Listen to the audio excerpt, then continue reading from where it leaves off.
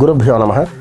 మీరు ఎంచుకున్నటువంటి మంత్రాన్ని ఉపదేశం చేసేటువంటి గురువు కోసం వెతుకుతున్నారా? అటువంటి గురువు కోసం మీరు ప్రయత్నం చేస్తుంటే మీ ఆలోచనకు తగినటువంటి గురువు లభించడం లేదా? ఈ సందర్భాలలో మీరు ఎంచుకున్న ఇచ్ఛా మంత్రాన్ని మీకు ఉపదేశం చేసేటువంటి గురువు ప్రాప్తించడానికి శాస్త్రంలో ఒక మంచి విధానం చెప్పబడింది. సాక్షాత్తు మహాదేవుడి యొక్క కృపచేత మీరు సంకల్పం చేసినటువంటి మంత్రాన్ని మీకు ప్రసాదించేటువంటి గురువు, ఆ మంత్రాన్ని సిద్ధి పొందినటువంటి గురువు మీకు త్వరితంగా తారసపడతారు. శాస్త్ర ప్రవేశం చేయడానికి, శాస్త్ర అధ్యయనం చేయడానికి, శోధన చేయడానికి కావలసినటువంటి మానసిక పటుత్వాన్ని వృద్ధిపరిచేటువంటి మంత్రంగా ఈ శివ మంత్రాన్ని అభివర్ణించారు. శివ మంత్రానికి సంబంధించిన సమగ్రమైన సమాచారం మన సింహీ అపరాజితలో తెలియజేశారు.